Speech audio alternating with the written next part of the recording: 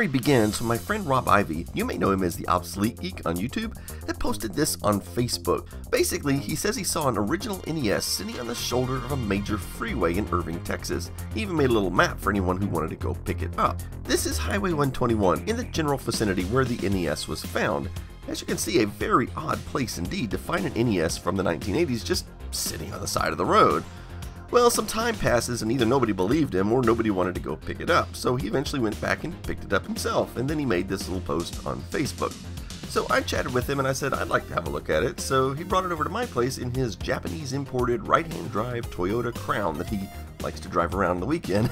And yes, I know my lawn was in terrible need of mowing, don't worry, it got mowed the next day. Anyway, he said the right-hand drive actually made it easier to pick up the NES since it was safer for him to get out of his car on the shoulder of a busy freeway. And here it is. Is that tire marks on the side? I mean, considering the circumstances, I'd say it's actually in remarkable condition. These feet definitely need replacing. This area here seems to be the only actual crack in the plastic. Surprisingly, the tray door is still intact.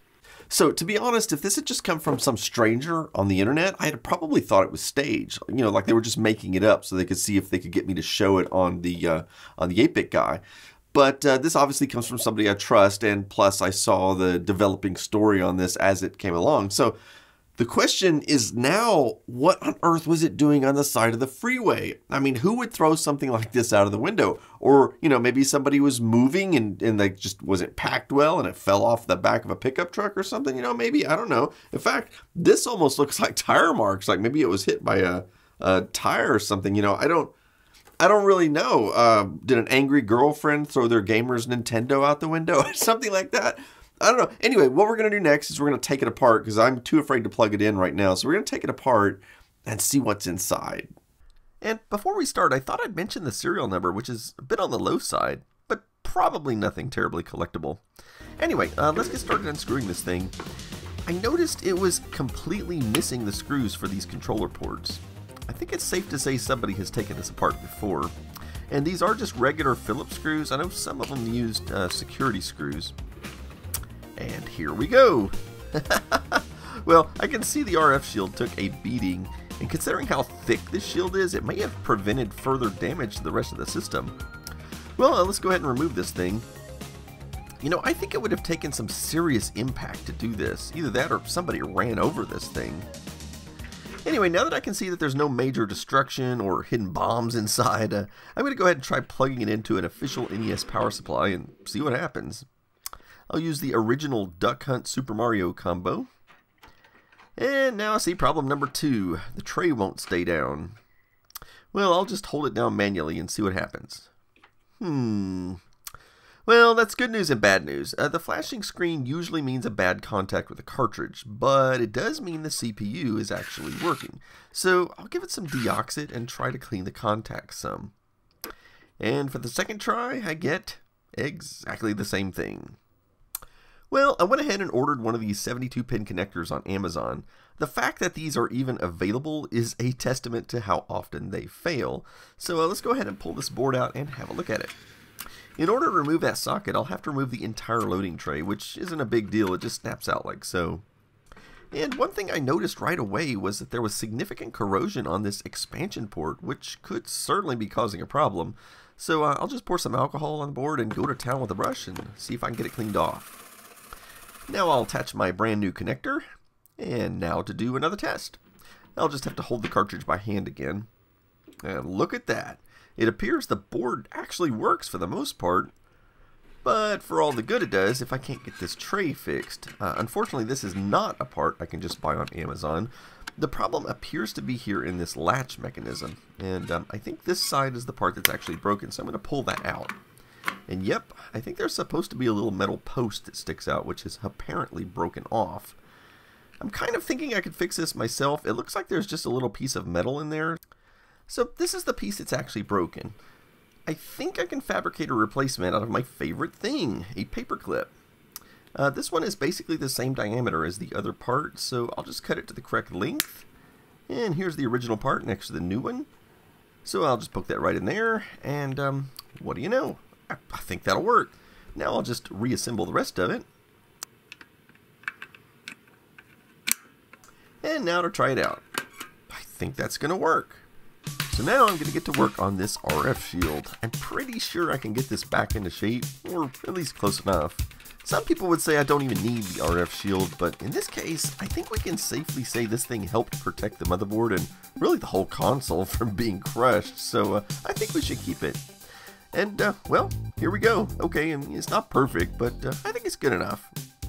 Next, I'd like to clean the dirt out of this thing. It's a bit hard to see on camera, but it actually is pretty dirty inside.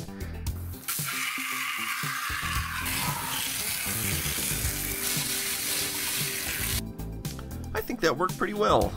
I'll try to dry it out a bit. And now I'd like to try cleaning this top piece, and this is where I need to explain something. As you can see, it's really hard to do this with it apart, so I'll wait until it's put back together to tackle this. However, I do want to rinse these little vents out really well. Okay, yeah, those are much cleaner. And you know what? Looking at this, I think I can pop this back into place. Yep, it's almost like setting a broken bone or something. Yeah, that looks a little better. At this point, I'm going to start reassembling everything.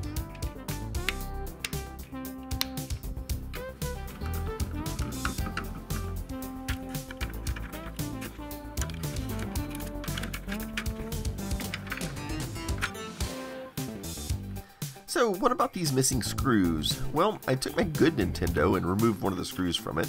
Then I took it down to the hardware store and looked at a million screws and found these. I think these will work. I mean, they're not exactly the same, but I think close enough.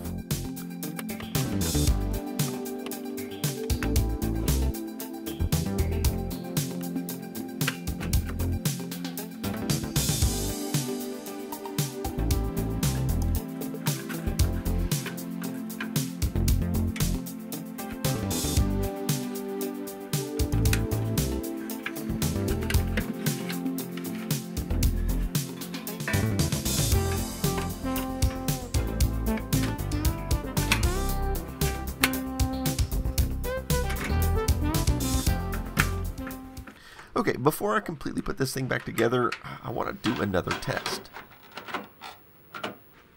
Yep, everything's still working.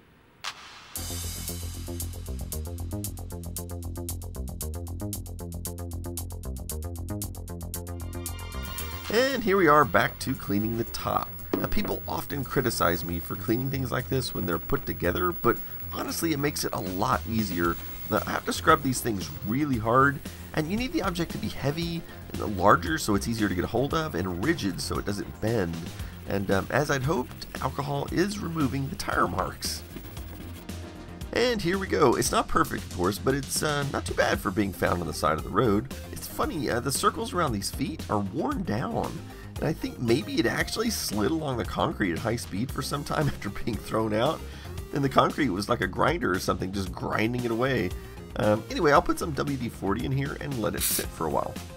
And here we are about an hour later, and let's see if the remnants of these feet will come out. And sure enough, no problem. I'll follow that up with some alcohol. Alright, so when I was at the hardware store, I also picked up some rubber feet, and hopefully one of these will work. Yeah, I think these will work pretty well. Wrong color, of course, but nobody will see on the bottom anyway. Okay, so now that that's finished, it's time for one final test, and I have a little teaser surprise for you guys. Here is Petsky Robots for the Nintendo. The game isn't finished yet, but it's coming along really well. In fact, there are currently 7 different ports of Petsky Robots in progress. The next video on the channel will give you an update on some of those ports.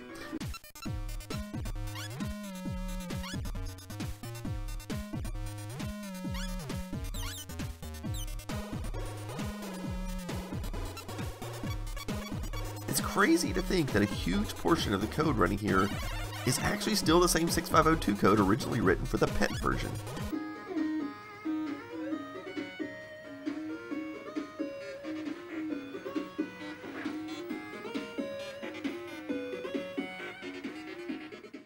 So this was actually a good bit easier to repair than I was expecting. I mean, I think most of the problems it had were not a direct result of being thrown out of a car. I mean, it looked like the main issues were just that 72-pin connector, maybe a little bit of the corrosion on the back, and the fact that the tray wouldn't stay down. So, you know, maybe that's why somebody threw it out, is because it wasn't working in the first place. But the motherboard was actually perfectly fine. I guess it'll just be a mystery as to why it was on the side of the road. I suppose if anyone ever comes forward with an explanation of how it got there, then I'll update the video description with that information, so you can look down below. But that's it for this episode. So as always, thanks for watching.